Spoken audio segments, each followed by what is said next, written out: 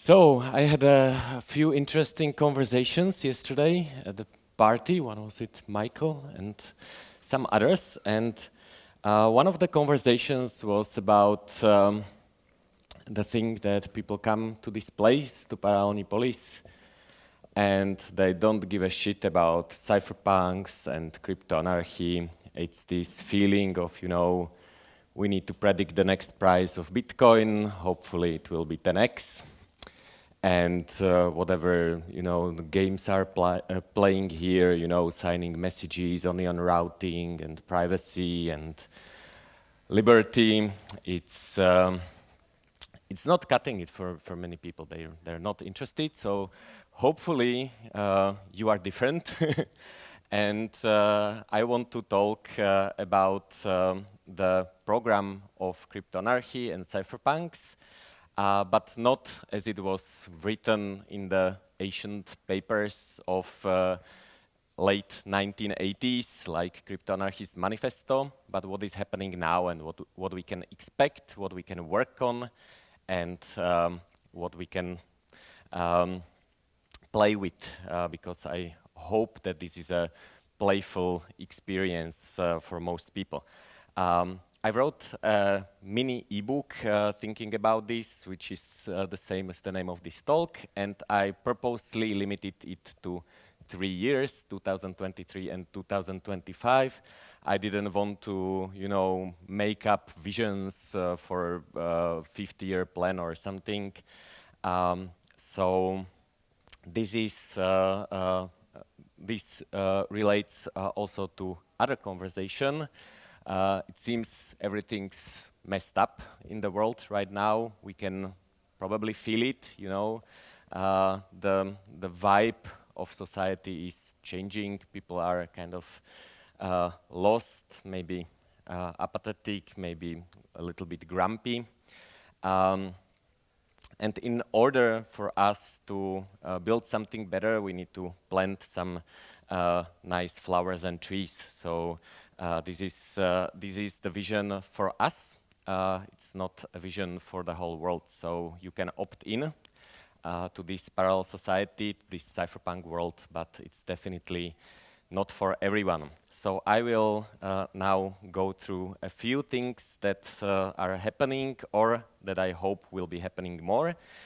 I will start with the most boring thing, which is what the others are doing. So we see that there are many regulations, and the governments try to kind of squeeze every penny out of the tax slaves, out of the financial system, inflation, and so on. So this is something that we see. What most people don't see, that there is a counterforce to this, which is that some countries are going the opposite way, and they're trying to attract the rich Bitcoiners to their countries to spend their money there. I wrote this paper, post-COVID economic recovery. It looks very serious. I wanted to write a policy paper as a joke, because when you criticize what is happening in the world, they will often say, okay, so you smartass now, so you tell us what we should do. So I told them, I wrote the paper. It's about deregulations, it's about making immigration easy, attracting people, not taxing them, allowing them to innovate, to do whatever they want. So this is what's going to be happening. What is interesting is that most states are, or statesmen, the politicians, the bureaucrats, they are in the mindset of, we are making the rules and you all have to comply. But that's not the case, because we are in a supermarket for rules. We can wake up and we can say, oh, this is a nice country to start businesses in. This is a nice country to grow weed in. This is a nice country for vacation. Oh, these guys are doing interesting things with money. So we can go and we can pick and choose. We can pick cherries, no problem. And we should do it. So we should really move our economic and private activity to where we are treated best. And there are countries that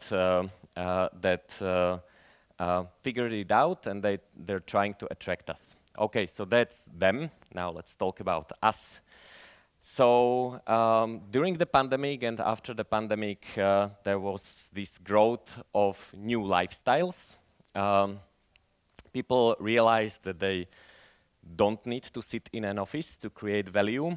If they're not sitting in an office, they can move wherever they want, maybe to a nicer place, maybe to a cheaper place, and so on. And they also can be on the move. You know, if their work is done somewhere on some corporate Slack or something, they can just sit in a camper van and do it. So one of the interesting thing that is kind of coming up and growing lately is an ancient libertarian lifestyle and philosophy of Vonu.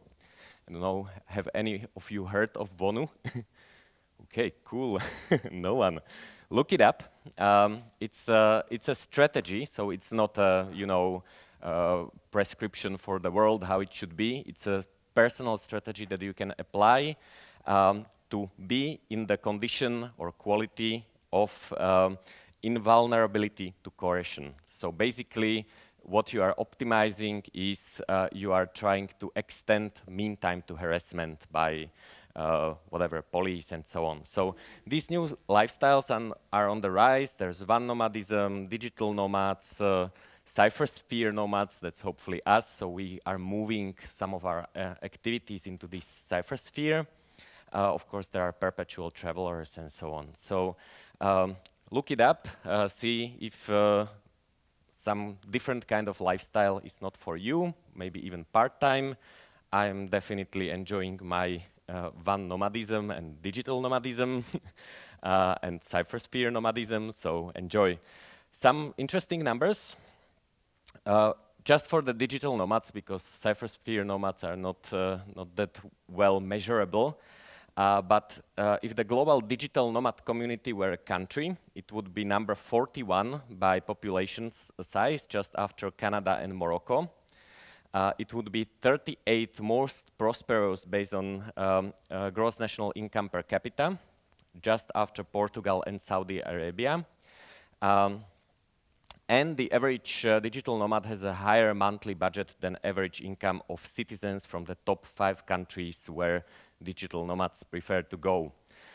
So this is not a small group of people, you know, the weirdos in cafeterias. This is a real economic force.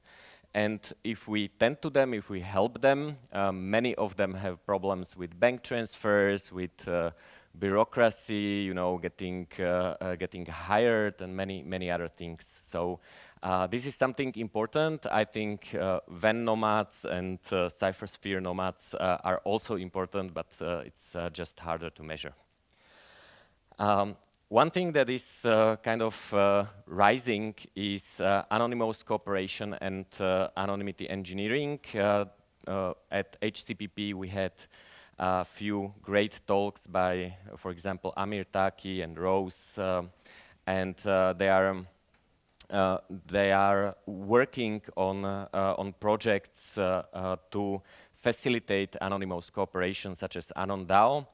But we can already see, you know, Bitcoin was created by an anonymous entity called Satoshi, and it led to something interesting and something beautiful. What many people don't realize, that this has very important consequences for the project or for the result of the cooperation. It's not just, okay, we don't know the name of this person, but if we don't know the name, we can't coerce the person because we cannot attach a physical body to the nickname. For example, if you have an organization and people are voting anonymously, no one sees the votes, you remove the signaling part of voting. You know, many people in these organizations vote in the same way as, you know, the important high status people in the organization vote as well. If you remove this and no one knows who votes how, then it's quite interesting.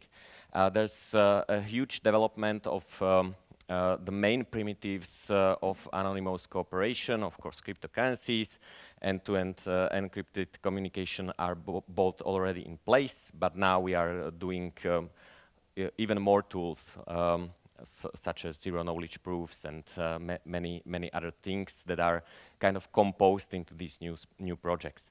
If we start using these, maybe, we don't know yet, I don't think this has been tried enough, but maybe we will kind of switch to less hierarchical societal structures, and maybe we will kind of get rid of parts of our private brain, at least in cooperation. I like the phrase "shorting the state." My financial position is always short fiat because I would like to be on the upside of inflation eating the value of fiat. So I highly recommend thinking about it. I don't know if doing it, shorting is not for everyone. But I think another form of shorting the state with much less risk is betting on parallel societies. So on this picture, we have a nice shipping container village, flea market, and here we can enjoy parallel markets, informal economies, and so on. For example, there has been a medicine shortage in Czech Republic. Yes, this is, Central Europe, European Union, civilization, it's whatever, third millennium. Rockets are flying to space, and you cannot buy basic medicine in, in a pharmacy. So this is something that actually parallel societies and parallel markets can very easily solve. It's a simple arbitrage. You go to a place where there is medicine, you buy it, and you take it to a place where there's shortage. So I hope people start participating in this a little bit more. Parallel markets, this is a picture of current state of the banking system. This is how most banks actually look like when you take off the pink glasses. And it's a very good thing that we have a parallel financial system that doesn't look like this. It might not be beautiful, high fees, scalability problems, privacy issues. It's not, all sunshine, but it's an option that we can use, and many people can use it. I personally believe that I've been saying it on this stage for a few years now, that stability in this world is gone. Just forget it. Nothing is going to be stable. We are in the times of chaos and volatility, and we need to deal with it. We need to get used to it and maybe use it. So if we do this, if we expect volatility, then we can switch our thinking and we can say, okay, everything is volatile. What is the upside? How can we use this? So that's one thing that I encourage people to do. It's a little bit stressful. It needs a lot of courage to admit that we live in a chaotic and volatile world, but it's much better than being in denial. There are many people that need this parallel financial system, people without passports, without IDs. There are many people that are unbanked for various reasons, and it's a significant part of the population that we should target. There are people in countries with very high inflation rates, such as Argentina or Turkey, and they need this. This is their lifeline. They need to have another option. But what is growing now these years is a category that I called banked but pissed. These are I don't know if you know the small hacker device called Flipper Zero. It's like a universal hacking device with infrared and eye button and radio scanner and so on. they were rising, they rose the money for their project using Kickstarter. Most of it ended up in PayPal, and then PayPal said, no, freezing your account. So these people are pissed, and they want an alternative, and we have the alternative. So many normal people, many average people that you meet on the street have these problems. Frozen account, transaction didn't go through. The user experience is horrible. You want to pay your rent and suddenly says, oh, before we send your money, please provide us current income statement and, certify that you're not a terrorist, whatever. The user experience is actually quite horrible, and we are building the alternative. The rise of Lunarpunk. Hopefully everyone here knows what Lunarpunk is. Cypherpunk projects either have to think about how to be resilient against state attacks. If they don't think, they will be probably put out of market. But that's a good thing, because the remaining projects that survive these state attacks are getting better, and the whole ecosystem, of course, is getting better. So if you have 10 projects and 3, for example, Tornado Cash or any other projects like this, if these are attacked by the state, all the users will move to the 7 remaining projects that were actually resilient, and that means that the ecosystem as a whole is becoming more and more resilient against state attacks. So there's this cycle, increasing regulation. We all see regulation is basically state attack. And that results in Cyphersphere becoming stronger. Of course, that also means that there's creative destruction, so some projects won't make it. This is a very nice illustration of the cycle from a beautiful video. If you haven't seen this one, please do it. It gives me chills all the time, and I've seen it already at least 20 times. So highly recommend to understand Lunarpunk and understand these dynamics. You can find it on YouTube. All right, we have hopefully pizza to pizza or peer-to-peer over-the-counter trades. In Czechoslovakia, we used to call them vexláks. So vexláci, these were people who were doing illegal or gray market foreign currency exchange, and to states, the foreign currency are beautiful cryptocurrencies. We need to move from centralized exchanges, and I don't mean we need to withdraw our Bitcoin from centralized exchanges. I mean we cannot use these things. They are not peer-to-peer. They're surveillance systems. They send all the data to evil companies such as the chain analysis companies and so on. So we need to, get our asses out, go to some, nice hipster cafeteria such as Bitcoin Coffee in Paralelní Polis, hand out our cash and get our Bitcoin, or the other way around.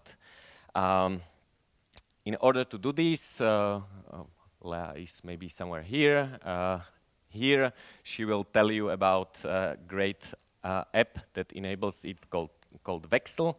But there are many other ways how we can do the peer-to-peer trades or find the counterparty. We need to start actually doing it. It's not about talking about it, but this is the way we need to interact on the cryptocurrency markets. Also, what will happen is the rise of proxy merchants, because if the transactions are more and more controlled, maybe if someone has this great idea of banning cash, we will have to use our cryptocurrencies for purchases. So if you want to buy a new car, you won't turn your Bitcoin into cash and pay for the car.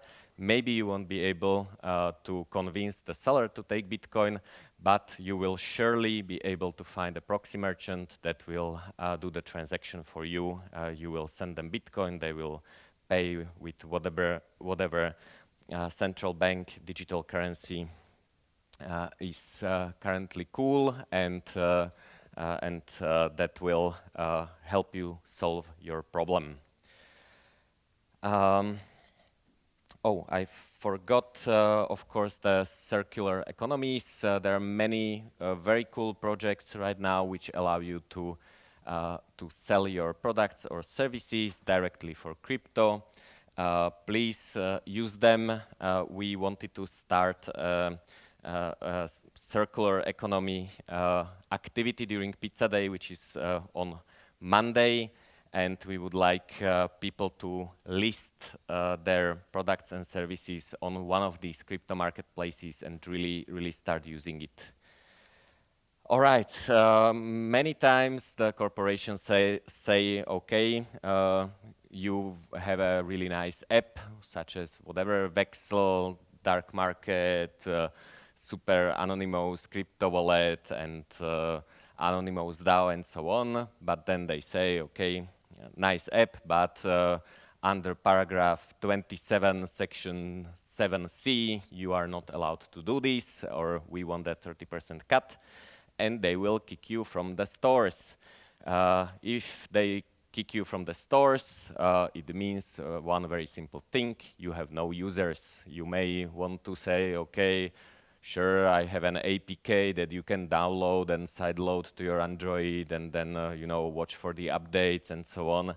But most people will not do it. A very good alternative is something that is called progressive web apps, which is basically an app experience, but it's a website that can work offline, and it looks like an app. If you want to try it out, one of the most famous is, of course, Pornhub, but I'm not going to tell you to install Pornhub. What you can do is you can use Twitter this way. I have found that progressive web app of Twitter is actually better than the native app of Twitter. So you go to the Twitter website, you log in, you click Add to Home Screen, and you have something that looks like a normal Android or iOS app that just works, and it goes around App Store, updates itself from the web. So this is our way around the stores. It's not, you know, you cannot campaign to Apple to make it better. Sometimes it might work, but if your app is not popular yet, they will just kick you out, and that's it. By the way, BTC Pay Server also has a point-of-sale system that works very good at as a progressive web app. I think that also desktop applications are having a little bit of comeback, so we kind of stopped installing applications. We do everything on the web, but the web has a lot of privacy and other issues, so this is a way to go around it. So hopefully people will start using these apps a little bit more as well. Both of these are permissionless alternatives to corporate app stores, so there is no way for these companies to censor the progressive web apps. They will just work if it works in the browser. It's a web app, and of course desktop app, you just download the installer and run it on your computer. The other side of this is that there are these very cool low-code, no-code platforms. Also, new AI models can help you with coding. So I hope that this empowers people to create applications, to create websites. One of the good examples of a very good no-code platform is WordPress, which is an open source website management system that has so many plugins that you can do basically anything without it. Even if you run whatever, a yoga studio, and want to accept cryptocurrencies, you install 3 plugins and it just works. You connect it together and you have booking, you have payment, you have everything. If you have a little bit more complex situation, you can either use AI tools to help you create WordPress plugins. People have been very successful with it. The other option is you can use tools such as Buddy.base. It's a free and open source platform to create normal looking apps. This is an example. Basically database apps without coding. So I hope that this works. Also, what people are doing and what you can see also in Cyphersphere is people are creating applications that do not have a web-like or desktop-like user interface, but it's a bot that you chat with, or now that we have a very good open source speech to text, you can even talk to it. So you can send a voice message to your bot that you want to do something, and it happens. So many of you are familiar with Telegram bots for whatever, peer-to-peer trading and so on. So please delete Telegram. It's spyware, and install something else, but the interface is here to stay, and with large language models it will become much better. You can just tell it what you want it to do, and it will work. Speaking of AI, we have these politically correct corporations that want to create the best AI that will, never be biased and will never tell you how to make explosives, and tell you that cryptocurrencies are very risky and you should be very careful. And we don't want that shit, so I'm very happy that the growth in open source large language models, open source image generation is here, and you can actually use this open source models. So for example, one of them that I like is currently Vicuna with 13 billion parameters and with a special tag uncensored. So this is trained on just normal instructions. It will never give you a politically correct answer. As a AI language model, I cannot recommend you dangerous cryptocurrencies. None of this shit, and it's going to get better. It is very easy and very cheap to fine-tune this, so we need to play with it, but it's here. This is not a vision of the future. You can run it on your laptop or on your server today. There is, of course, Stable Diffusion, which is an open source image generation app. So we have many interesting tools, and we need to integrate it into our Cypherpunk toolkit. Of course, another thing that is happening that is going to open source and uncensored is social networks. We are integrating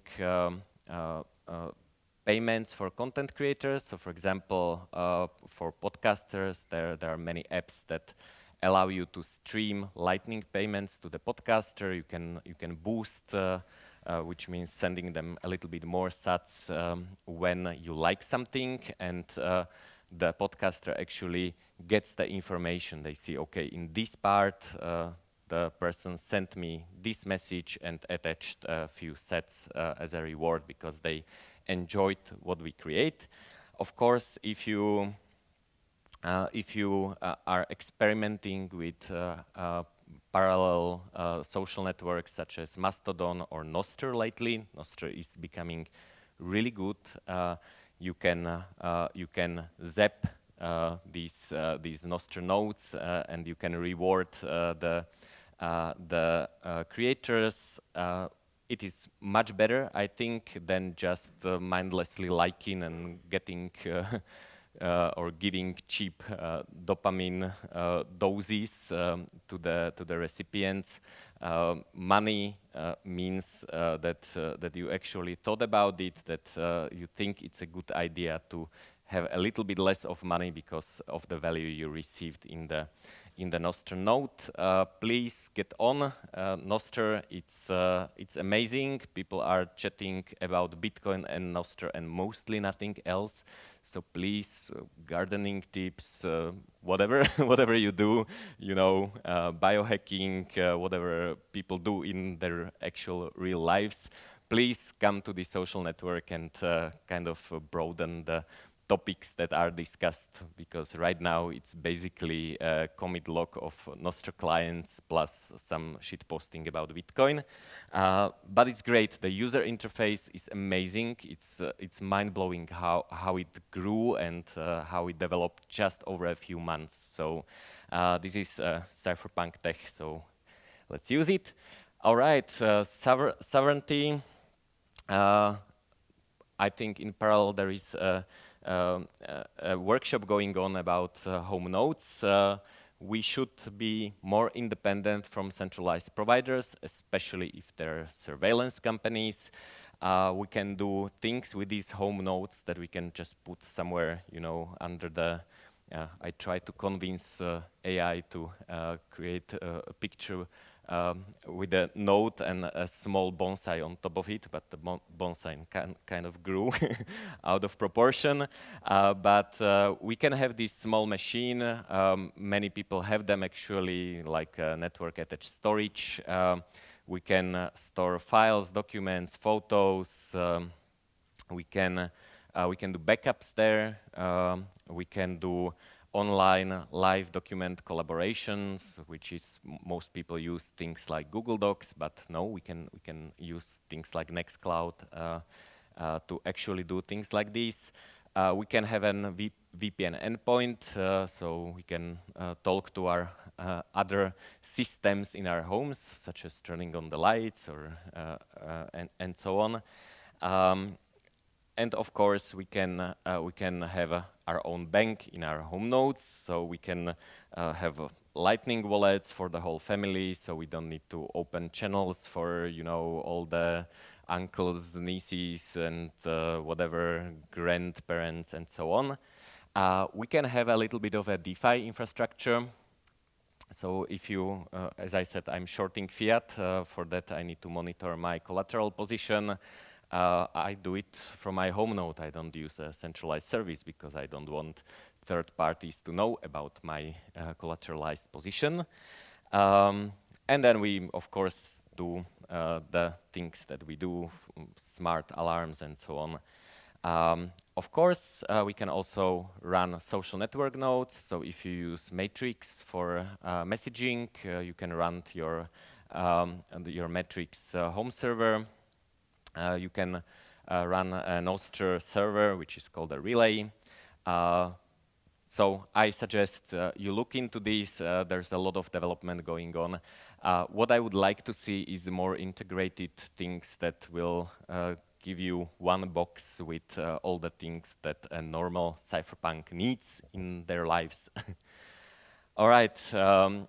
Another thing that I really like that people are doing is decentralized energy production. I'm using solar energy. It's not only good for the environment, but it's especially good for you.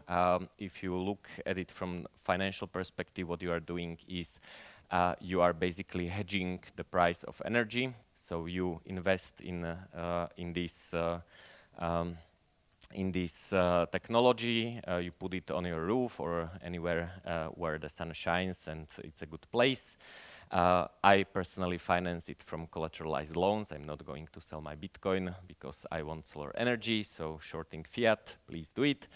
And then basically you prepaid energy for the future. So if there's an energy crisis, if every crazy person starts charging their electric cars and the grid falls apart, you don't care because you don't care about the grid. You are using this type of energy, and you are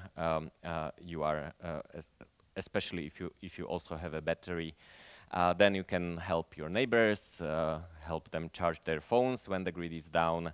Highly recommend looking into it. For me, it's not a money-saving thing. It's mostly about independence, and I think that the centrally managed grids are not very resilient, and it's not possible to easily go through this transformation, which will happen. I think we need improvements in user interface and capabilities of cryptocurrencies. When you go here to Czech Republic, I'm not from Czech Republic, and if you take your whatever Visa, MasterCard, and you want to pay, you don't understand what 570 Czech crowns means. I don't. I have no idea. It's just some kind of shell money that I don't use, but I can just tap my card, and the banks talk to each other, convert whatever shitcoin to whatever other shitcoin, and it just happens. We are very tribal in cryptocurrency, so if you have a Lightning wallet, it will never interact with a Monero network because that's not clean enough. I think we need to get rid of this thinking, and we should be able to scan any kind of QR code and pay with our wallet whatever shell money, shell crypto money the other party wants. We need the software to figure it out. We cannot, think, oh, should I pay with Lightning or Monero or Litecoin? Oh, what are the on-chain fees? None of these. Send, scan, okay, transaction done, paid, thank you. You got what you wanted. I sent what I want to use, and that's it. There are some other things that I would like to see. I think it's better to, what's the time? You're good. You still have time. You totally have as much time. Oh, okay, perfect. So I will say one thing from this, but okay, we need better inheritance solutions. People die. It's very nice if they leave something to their children and family. I think we need collateralized loans because that is a good way to avoid selling your Bitcoin. And if you don't sell your Bitcoin, you don't have to take care of taxes. I really like Firefish project here, so go to their talk. They're doing exactly this. One thing that is very important is scaling the Lightning Network. It cannot rely on opening on-chain channels for everyone. It will not work.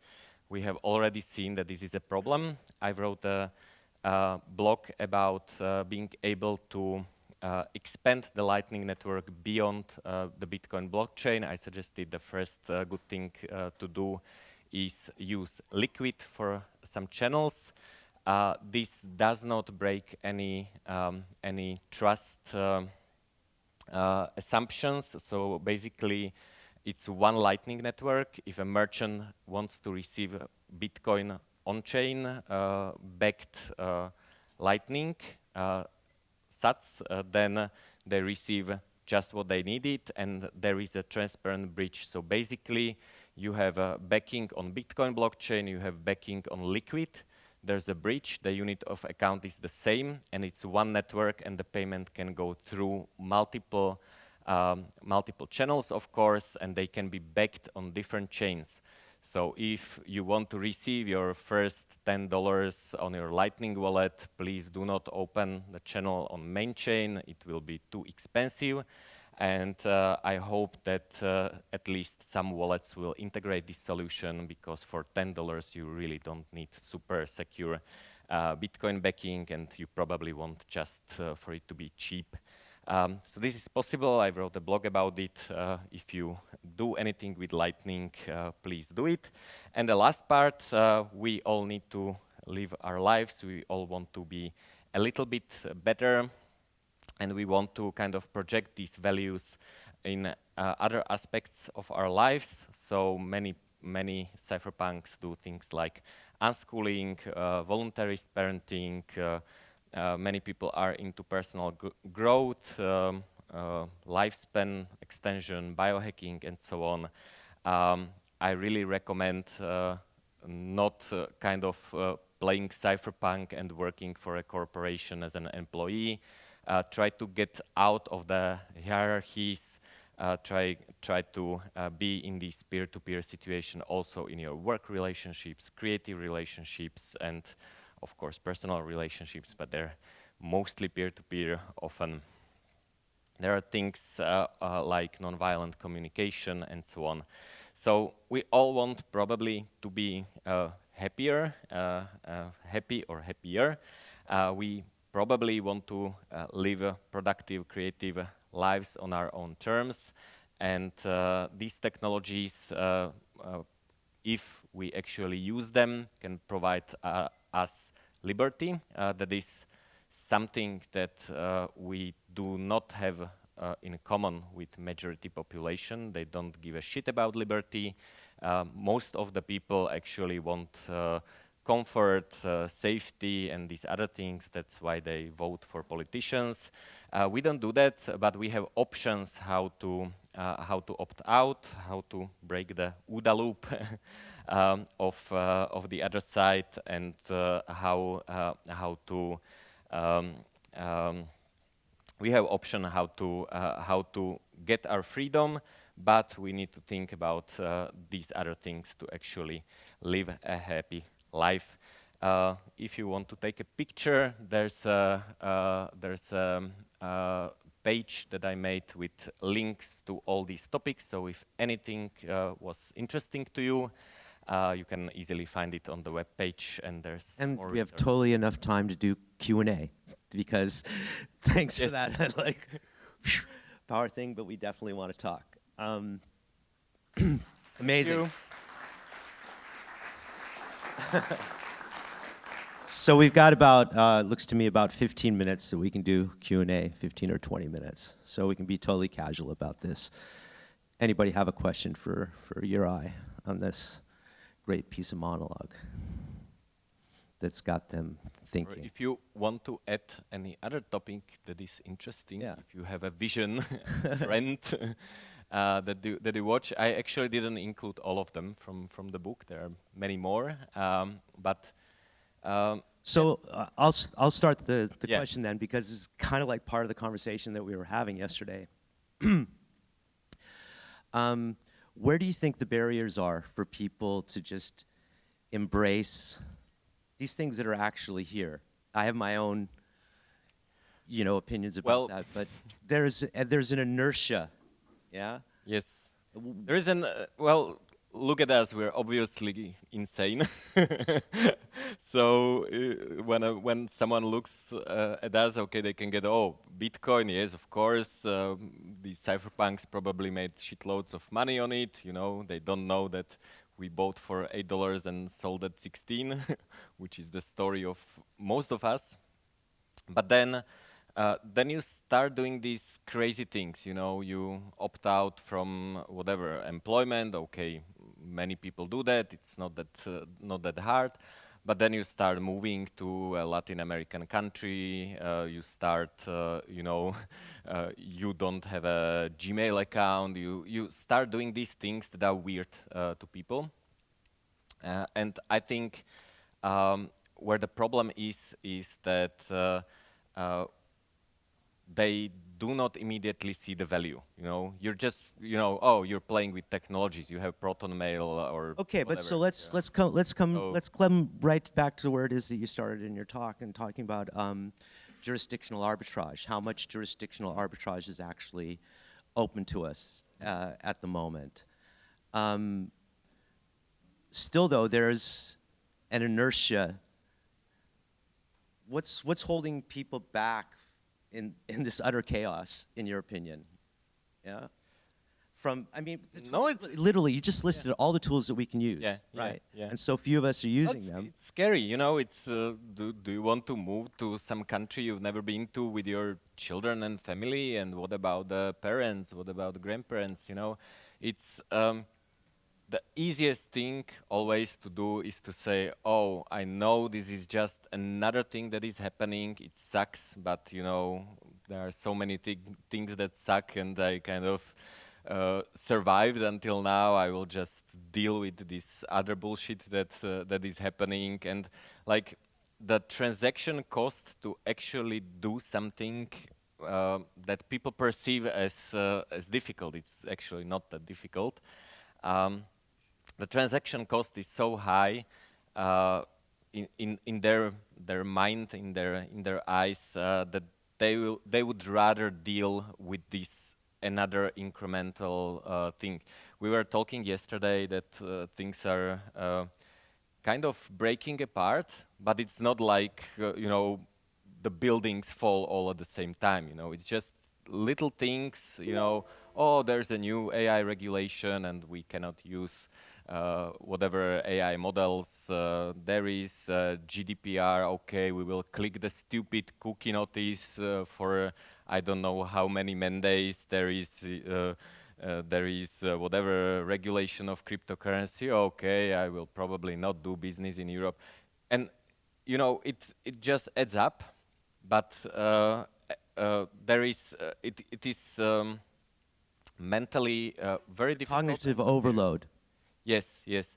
And you perceive that the thing that you need to do is a big step compared to a slight worse situation. So But, we're in a state of learned helplessness?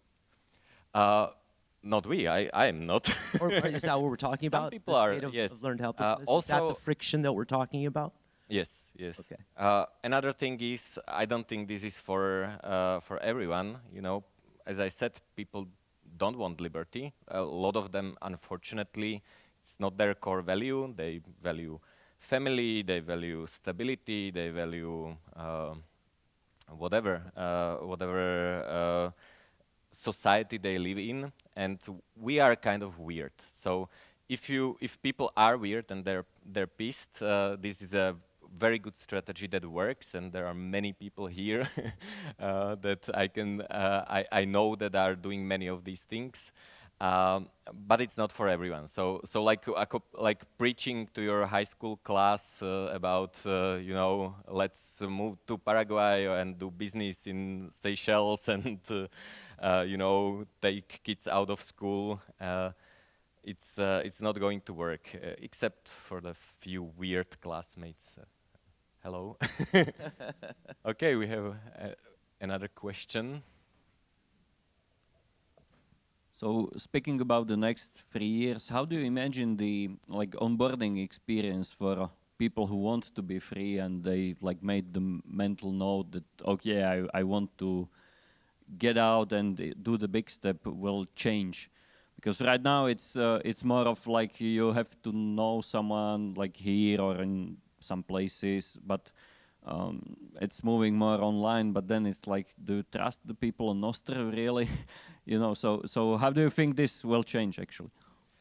So I think this is difficult, but for a good reason. I have never seen two people for whom the way was the same. Everyone is different, so there are many things that we all do. Like when I look around, I see, I don't know, let's say at least 5 Paraguayan residents. So we have the same ID, but we use it all differently. You know, some have kids. So you talked yesterday to me about actually what's happening right now in real time in Slovakia. Yes. With the Paraguayan residents being mentioned. Please. Should I tell? Yeah, you definitely need. This is totally cool. Okay. Okay. Tell that whole story, please. A little bit of a shit show. So basically, I'll cut it short. One of the members of parliament said that he wants to introduce a law with lower taxation for cryptocurrencies. And as one of the reasons says that there is a brain drain from Slovakia, people are leaving. And then he put a screenshot from Pavel's video with 50 cedulas of Slovaks who left to Paraguay, and said, okay, we will probably not save these guys. They will probably not come back, but let's do it a little bit better. I was not happy about it, I have to say. That some Slovak parliament was, you know, talking about Paraguayan residents, but and then of course some other tell them about the politician, conservatives, please. Really, tell the whole story. You have totally enough time.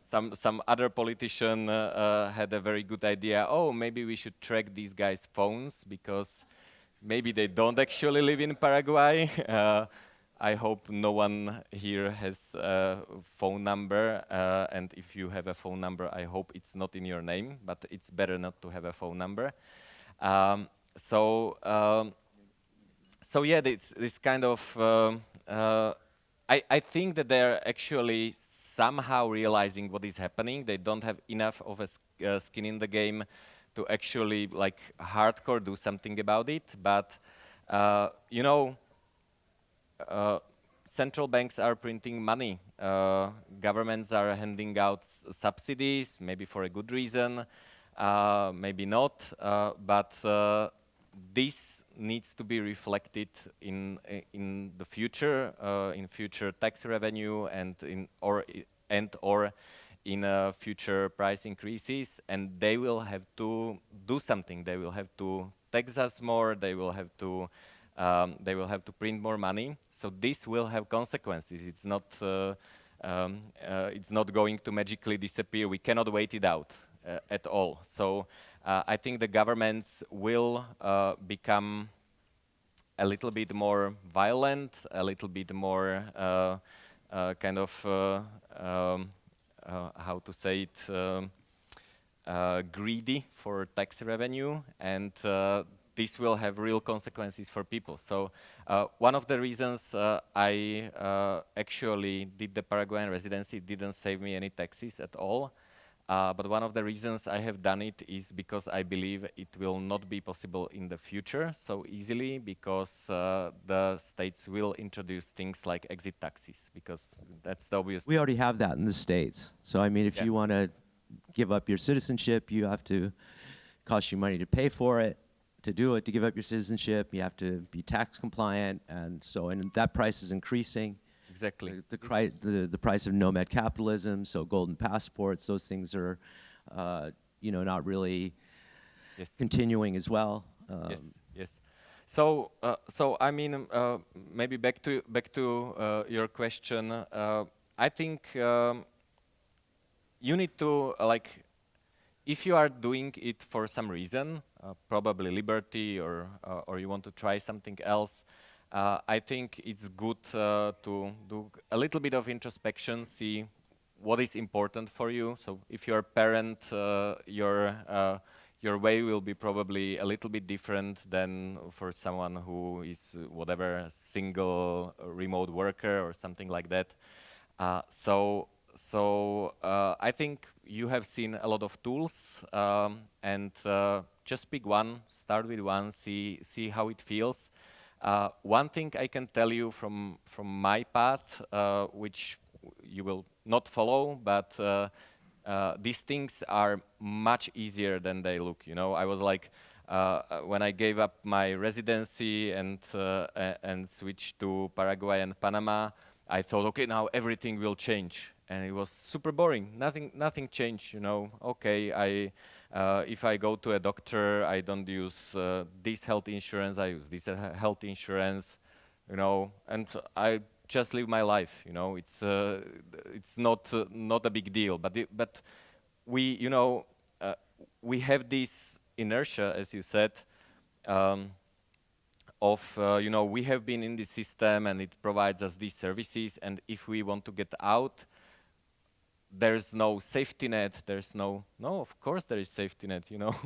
Insurance is a product offered on the market. You know, people are nice and they don't ask, you know, what your residency is. People help each other, businesses help each other, businesses provide you services to help you.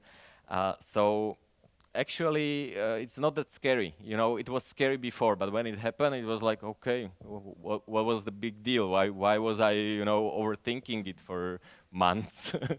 Just, you know, it took 10 minutes. I said, okay, hello, I'm moving. Please cancel my residency. Okay, sign here, goodbye. And that was it. So we still have 7 minutes. Perfect. We can do another question from somebody. Maybe if someone wants to tell how they did it or how they started. Oh, there's a question. Wait a second. Oh, just a sec. So that we can get it on the live stream. Thank you. I'm not sure. I heard that you have to stay more than 6 months outside the country to be able to have a residency or some type of law. If you want tax benefits, then yes. But you don't have to. I want the tax benefits, so. And how about you? Do you have the tax benefits or just the residency? I am tax resident, yes. Okay. Yes. So you stay more than half month outside the Czech Republic or whatever, Yes, Slovakia. I'm not Czech, but yes, Slovakian then. yes. Okay. And where do you stay like these 6 months? Like Anywhere I want. Planet is Perfect, yeah, this huge. You have just easy. a small blacklisted place, and anywhere else you can go.